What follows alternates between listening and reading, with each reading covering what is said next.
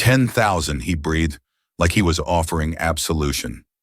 Maya gripped the champagne bottle tighter, knuckles white. Around her, the glittering vultures of Manhattan's elite craned their necks, hungry for a spectacle. A washed-up prodigy humiliated by a titan. That's what they thought they'd see. They didn't know about Leo, about the RISD acceptance letter crumpled in her pocket, or the hollow ache in her fingers itching for the keys. Fairchild thought he was buying a performance. He had no idea he was funding a revolution, just a single song. They haven't a clue how her quiet kindness will change everything. 10,000, he breathed like he was offering absolution. Maya gripped the champagne bottle tighter, knuckles white. Around her, the glittering vultures of Manhattan's elite craned their necks, hungry for a spectacle. A washed-up prodigy humiliated by a titan. That's what they thought they'd see. They didn't know about Leo, about the RISD acceptance letter crumpled in her pocket, or the hollow ache in her fingers itching for the keys. Fairchild thought he was buying a performance. He had no idea he was funding a revolution, just a single song. They haven't a clue how her quiet kindness will change everything.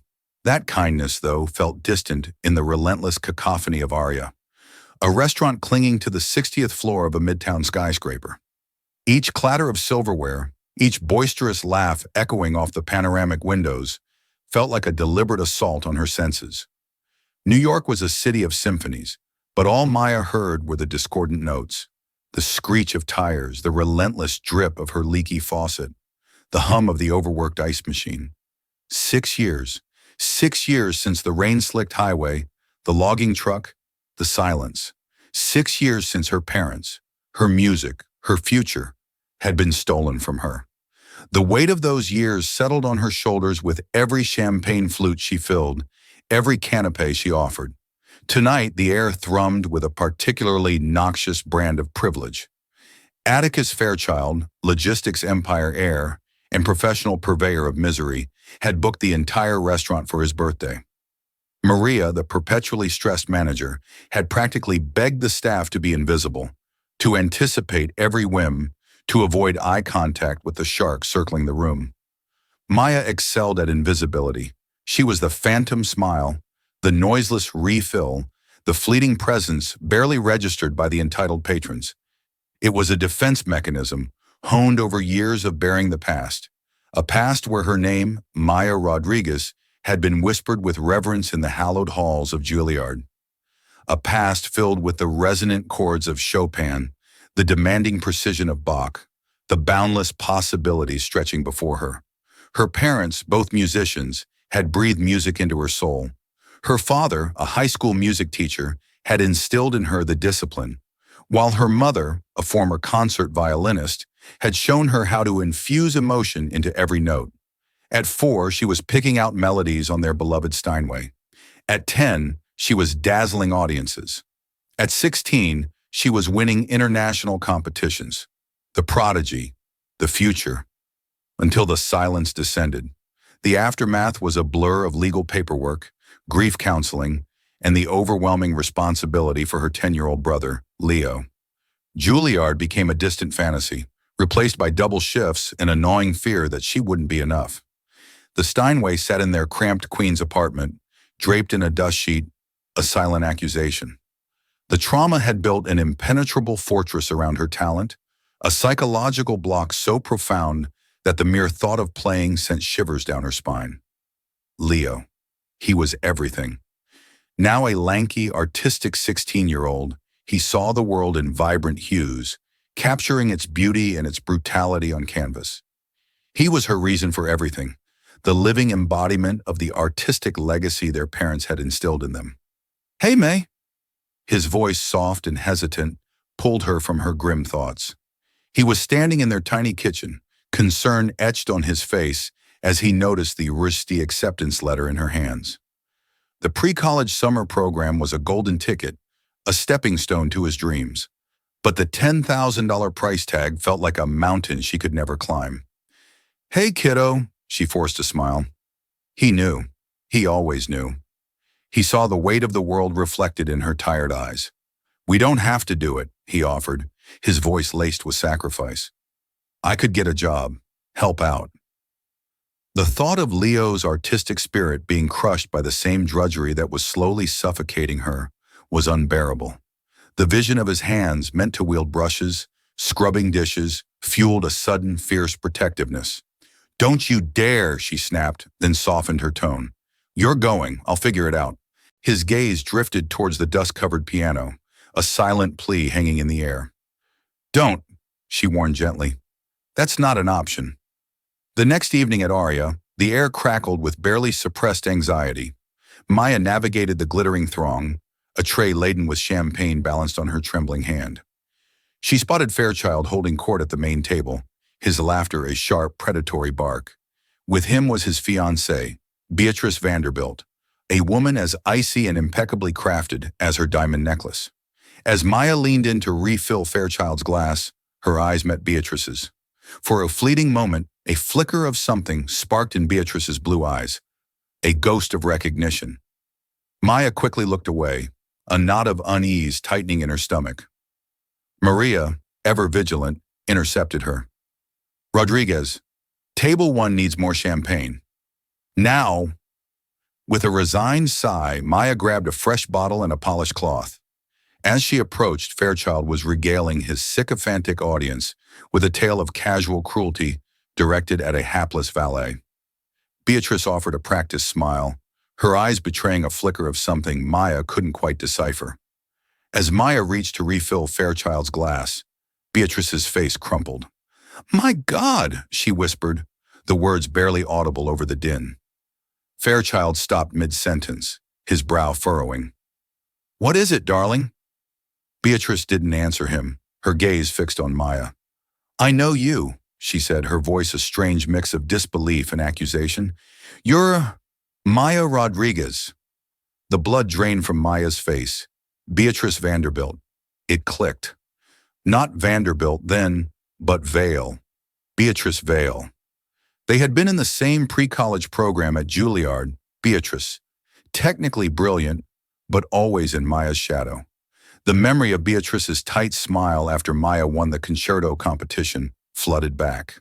A smile that thinly veiled bitter envy. I think you're mistaken," Maya stammered, her years of forced politeness fighting her panic. Deny, deflect, disappear. That was the mantra. Fairchild looked from his stunned fiancée to the flustered waitress, a slow smile spreading across his face. "You know her. How deliciously common." "We were at Juilliard together," Beatrice said, still staring at Maya as if she were a ghost. She was the best one there. A prodigy. Everyone said she was going to be the next Martha Argerich." A slow, predatory smile stretched across Fairchild's face. He saw not a strange coincidence, but a perfect opportunity for entertainment. "A prodigy," he drawled, his voice carrying across the table. "Is that so? A piano prodigy serving me champagne? How the mighty have fallen. What happened, Rodriguez? Did you run out of talent?" Maya felt the eyes of the entire table on her. Her face burned with humiliation. My life changed," she whispered. "Her parents died," Beatrice supplied, a hint of what might have been guilt in her tone. Fairchild waved a dismissive hand. "Well, what a coincidence. We have a world-class piano and apparently a world-class pianist in our midst. Let's have her play something for us." He tapped his knife against his glass, silencing the room. "Ladies and gentlemen, we are in for a special treat tonight. It seems our lovely waitress is none other than Maya Rodriguez, a former Juilliard prodigy. Let's have her play something for us." A confused murmur rippled through the crowd. Maya's carefully constructed wall of anonymity was crumbling. "No," Maya said, her voice small but firm. "I can't." "Oh, don't be shy," Fairchild sneered. "A little Chopin, perhaps. A little something to earn your tip." He was enjoying this, turning her personal tragedy into a party trick. The silence stretched, thick and suffocating. All Maya could see were Fairchild's mocking eyes. "No," she repeated, gaining strength. "I'm working. I can't." Fairchild chuckled, a patronizing sound. "Oh, I think your manager will forgive you. Maria." Maria appeared at Maya's elbow, her face ashen.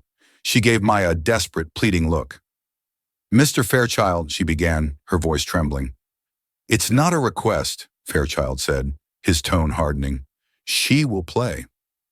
A flicker of pride, the pride of the girl who could command a concert hall, sparked in the face of his tyranny.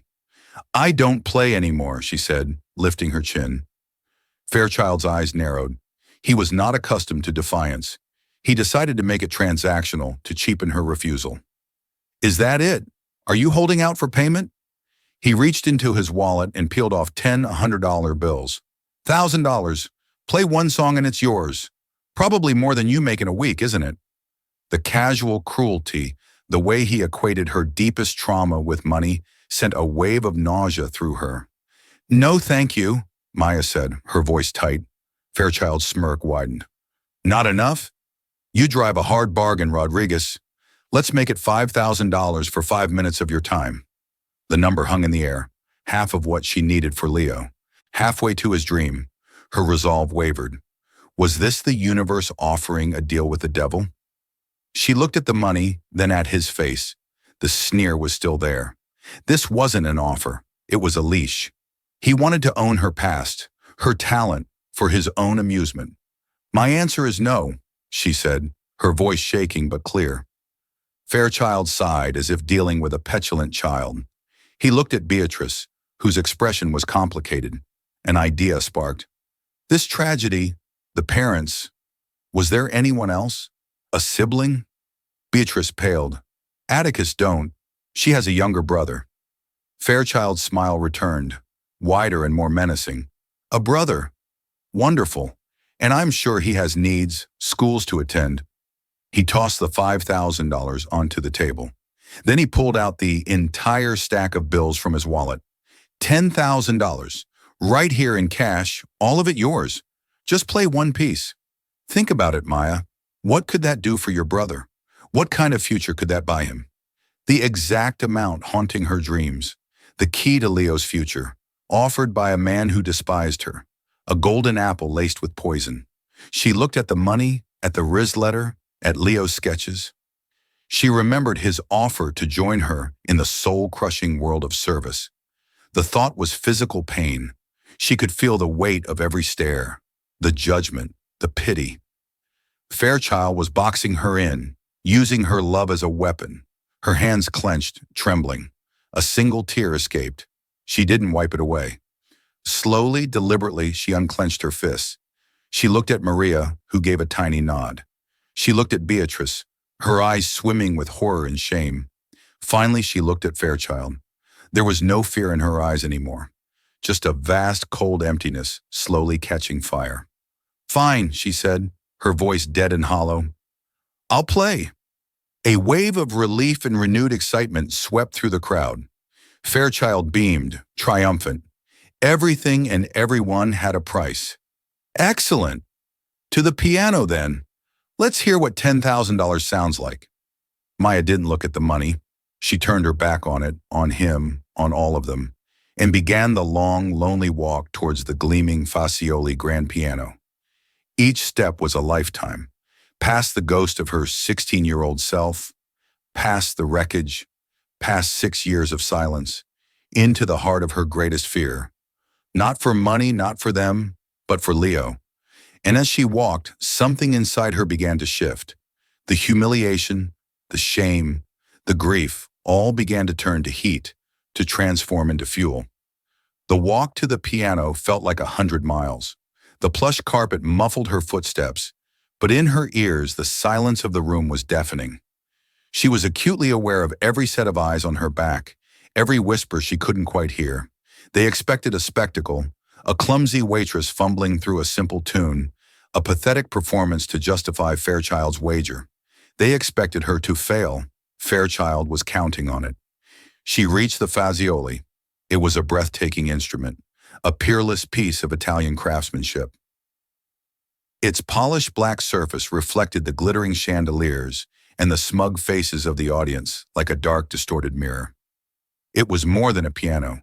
It was an indictment of her current life, a monument to the world she had lost. She pulled out the piano bench, the simple motion feeling alien and strange. She sat adjusting her position out of muscle memory that had lain dormant for years.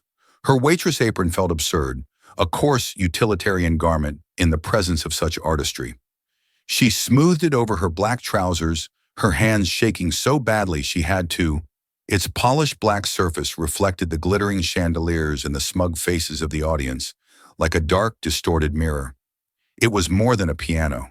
It was an indictment of her current life, a monument to the world she had lost. She pulled out the piano bench, the simple motion feeling alien and strange. She sat adjusting her position out of muscle memory that had lain dormant for years.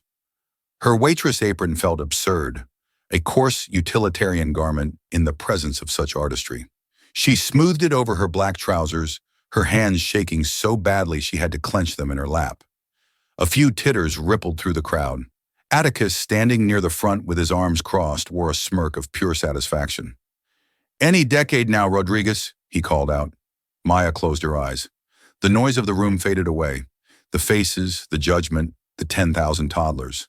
It all receded. In the darkness behind her eyelids, she saw it all. The flashing lights of the police car, the sterile white walls of the hospital waiting room, the suffocating scent of funeral leaves, the dust sheet she'd thrown over the Steinway, a final act of surrender. The grief was a physical thing, a cold, heavy stone in her chest.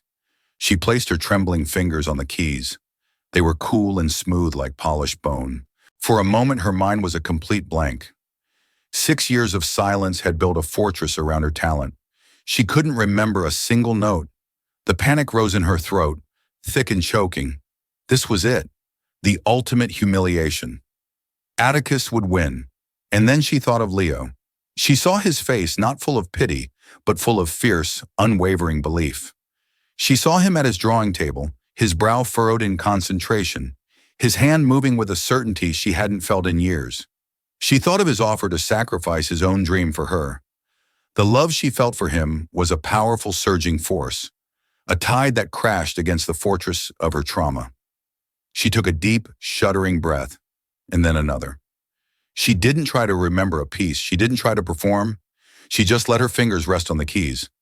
And for the first time in 6 years, she listened, not to the room, not to her fear, but to the silence inside her. And in that silence, a melody began to stir. She didn't start with something soft or simple. She didn't play the part of the broken girl. The fuel of her humiliation had ignited. The cold stone of grief in her chest was now a white-hot coal. Her fingers, no longer trembling, came down on the keys with a shocking explosive force. It was the opening chord of Chopin's Etude in C minor, opus 10, numbers 12. The revolutionary Etude. The sound that erupted from the Fazioli was not music. It was a thunderclap. It was a declaration of war. A torrent of furious cascading notes from her left hand filled the room, a sound of pure, unadulterated rage. The cocktail chatter ceased instantly. A champagne flute slipped from a guest's hand and shattered on the floor. The sound completely swallowed by the tempest pouring from the piano. Atticus Fairchild's smirk vanished, wiped clean from his face as if by a physical blow. His jaw went slack. This was not the fumbling waitress he had expected. This was a force of nature. Maya's body was no longer her own. It was a conduit for 6 years of pent-up rage, sorrow, and love. Her posture, once slumped in defeat, was now erect and powerful. Her head was thrown back, her eyes still closed, but her face was a mask of fierce concentration. Her hands, the calloused, work-worn hands of a waitress, flew across the keyboard with a speed and precision that defied belief. The right hand joined in singing a passionate, desperate melody over the storm of the left. The music told her story. It was the frantic chaos of the accident, the dark despair of the aftermath, the grinding toil of her daily life, the fierce protective love for her brother. Every note was infused with a raw, visceral emotion that technical perfection alone could never achieve. Beatrice Vale, for all her Juilliard training, could never have played like this. This wasn't just a performance, it was an exorcism. The guests were frozen, transfixed. The cynical, jaded faces of Manhattan's 1% were stripped bare, replaced by expressions of raw, unadulterated awe.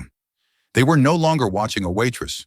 They were witnessing an artist in the throes of creation, bearing her soul for them to see.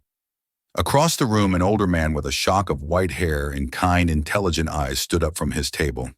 His name was Professor Anton Petro, a legendary figure from Juilliard, now a guest conductor for the New York Philharmonic. He had been invited as a favor to the host's father, and he had been dreading the vapid evening. He had watched the cruel spectacle unfold with quiet disgust.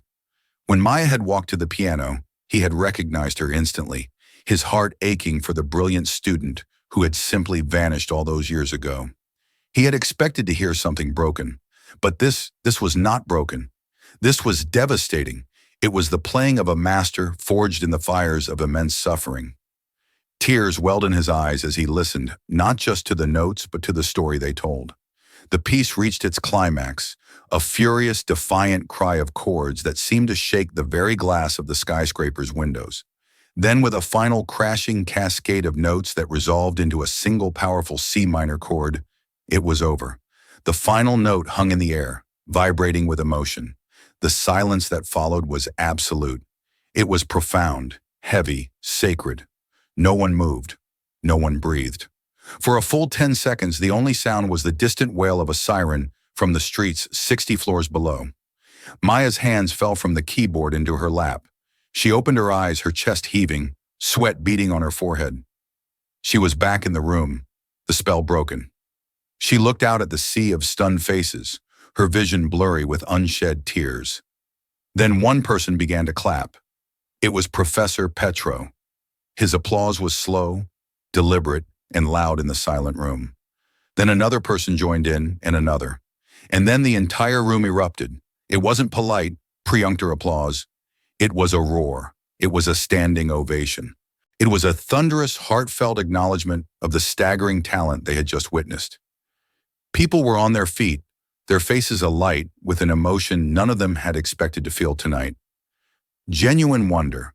Maya stared at her hands, the hands that had just created that storm. They were her hands again. The wall was gone. The fortress had been leveled. She was free. The applause crashed over Maya in waves, a sound she hadn't heard directed at her in years.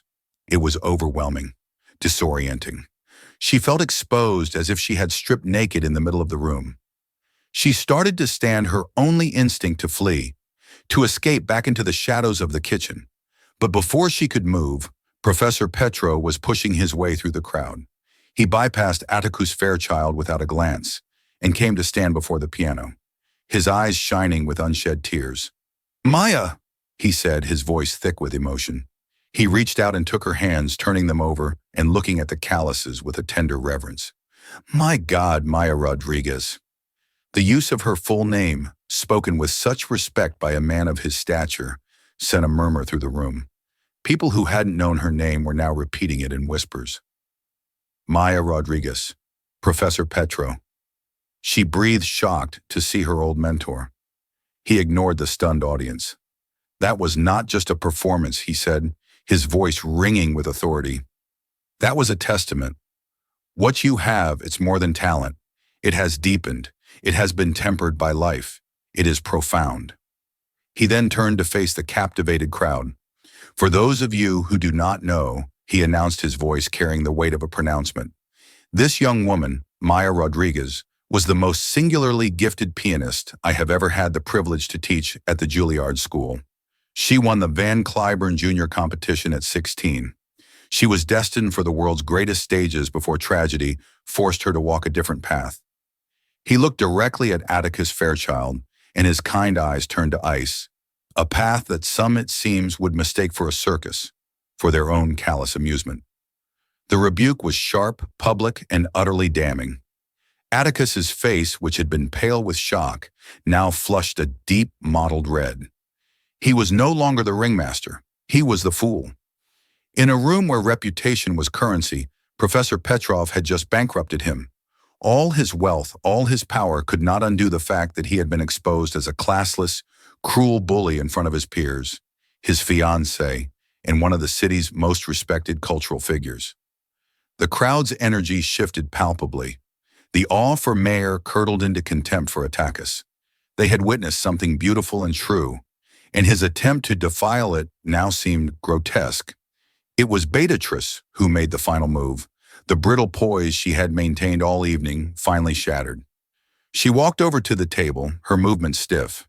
She picked up the wad of $10,000. For a moment, Maya thought she might offer it to her, a pathetic apology. Instead, Beatrice walked over to Atticus, her blue eyes blazing with a fire he had probably never seen. "You are a small, pathetic man," she said, her voice low, but carrying in the charged silence. And then, with a flick of her wrist, she threw the entire stack of bills in his face. The $100 bills fluttered down around him like grotesque confetti, landing on his pristine suit and the expensive carpet at his feet. A collective gasp went through the room. "We're done," Beatrice said, her voice clear and final. She turned, gave Maya one long, unreadable look, a look that held a universe of regret, envy, and a flicker of newfound respect. And then she walked away, head held high, right out of the party and out of Atticus Fairchild's life. The humiliation was now complete. Atticus stood alone, bills scattered around his feet, his fiancée gone, his guests staring at him with open disdain. He had tried to embarrass a waitress and had ended up destroying his own engagement and social standing in a single catastrophic miscalculation. Empowered by Petro's validation and Beatrice's defiance, Maya felt the last of her fear fall away. She stood up from the piano bench, her spine straight.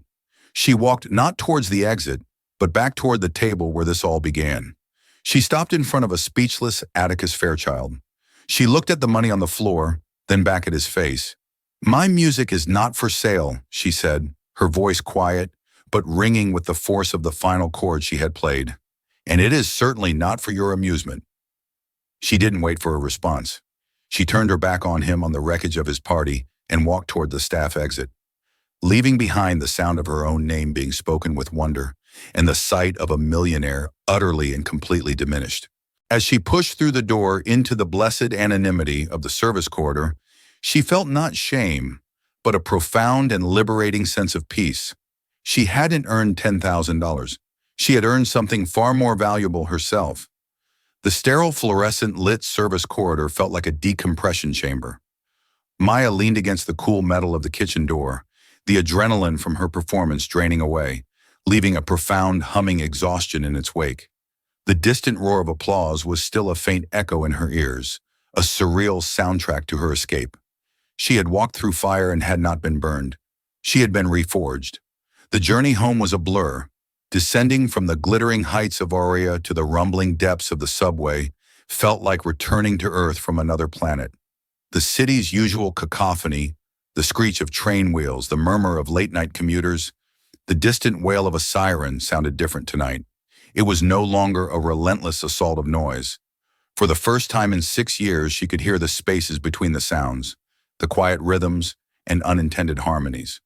It was as if her performance had retuned not just her own soul, but the world around her. She walked into the apartment she shared with Leo, who was already asleep.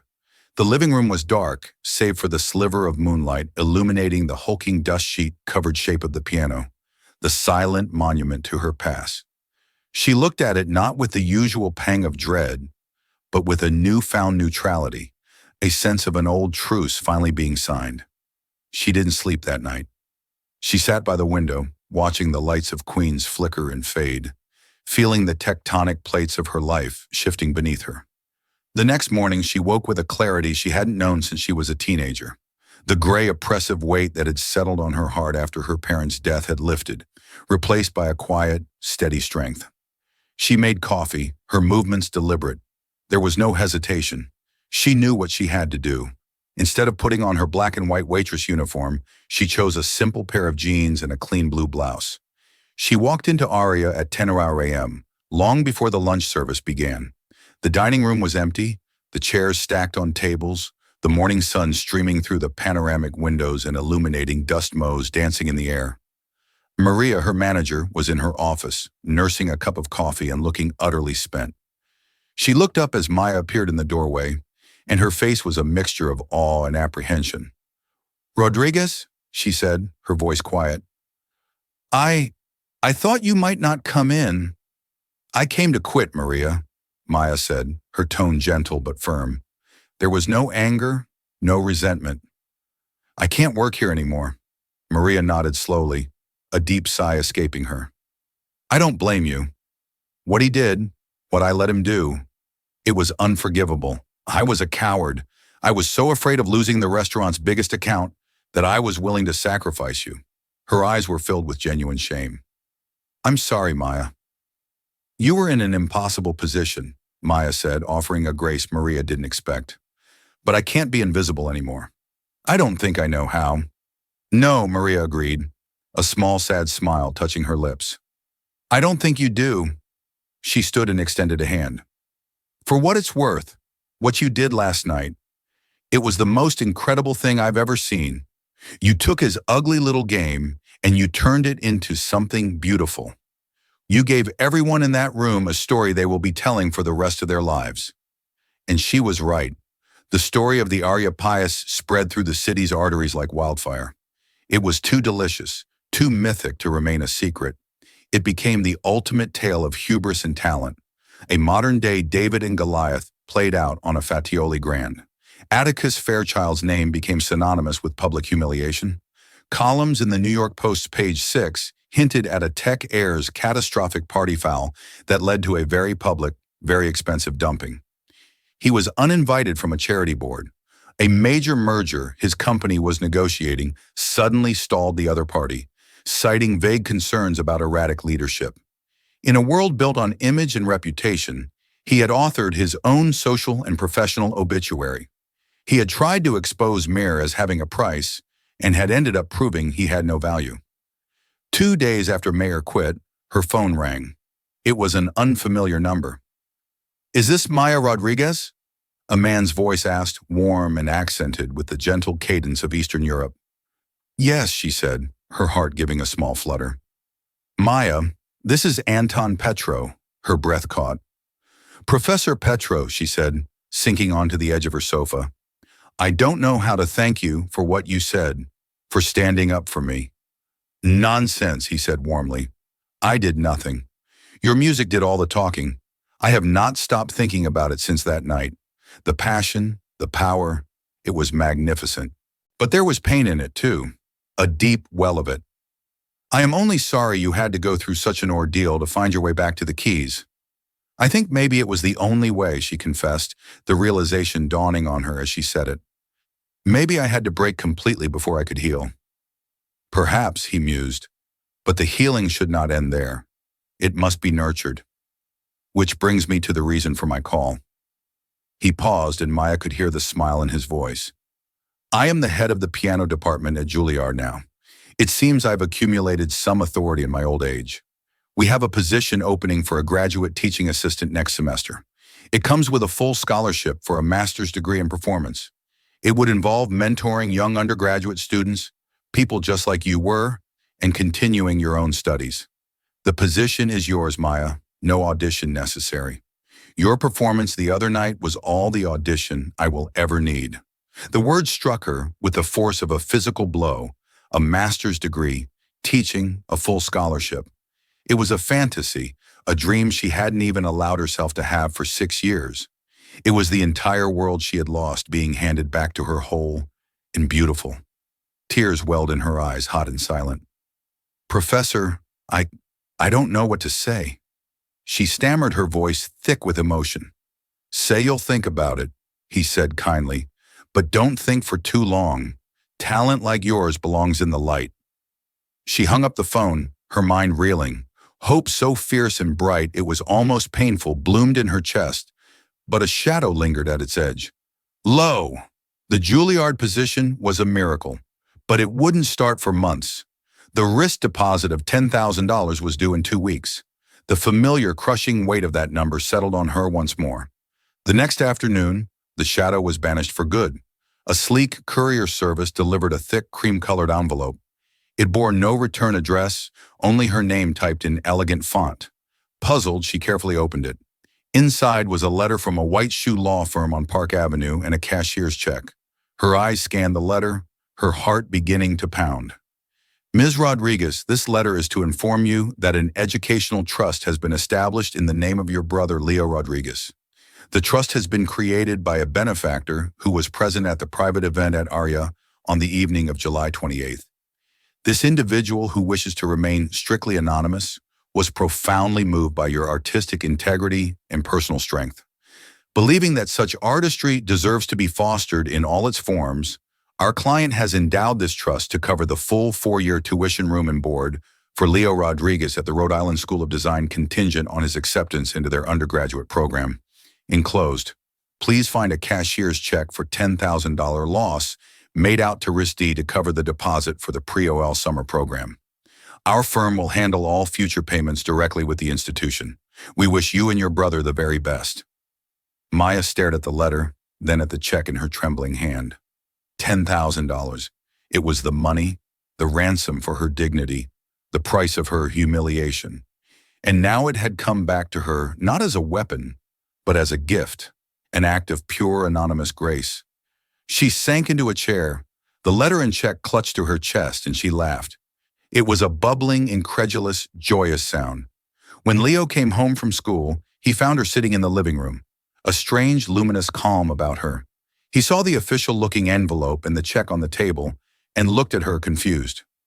"What's all this?" She didn't speak. She just pushed the documents towards him. He picked up the letter, his brow furrowed in concentration as he read. His eyes widened. He reread it as if he couldn't believe the words. He looked at the check, his jaw slack. "Maya, what? How is this possible?" he whispered, his voice filled with awe. She smiled, a brilliant, genuine smile that seemed to light up the entire room. "I told you I'd figure it out." She stood and walked over to the piano. With a single fluid motion, she took a corner of the dust sheet and pulled. It slid off the Steinway and billowed to the floor, releasing the faint, nostalgic scent of lemon oil and old wood. The piano gleamed in the afternoon light, its 88 keys like a patient, waiting smile. She sat down on the bench. Her posture was perfect. Her hands, no longer trembling, hovered over the keys. She looked at Leo, whose face was a canvas of shock and dawning joy. Then she began to play. It wasn't a furious, revolutionary storm this time. It was the soft, shimmering opening notes of debut's Clair de Lune. The melody, as gentle and hopeful as moonlight, breaking through clouds, filled their small apartment. It was a lullaby for their grief, a hymn to their resilience. It was the music of her childhood, the love of her parents, a promise of peace. Leo stood frozen for a moment, listening, truly seeing his sister for the first time. Not as the tired guardian or the invisible waitress, but as the powerful, breathtaking artist she was. He quietly walked to his room and returned with his charcoal pencils and a large sketchbook. He sat on the floor, and as the beautiful healing notes washed over him, he began to draw. With swift, certain strokes, he captured the light from the window hitting her hair, the graceful curve of her back, the focused passion on her face. The symphony of their lives had begun anew. It was no longer a solo of survival. It was a duet played on piano and canvas, a testament to the unbreakable bond they shared, and a powerful reminder that even after the longest, darkest silence, music in all its forms will always find a way to return. That single night at Aria wasn't just about a shocking performance. It was about the reclamation of a soul.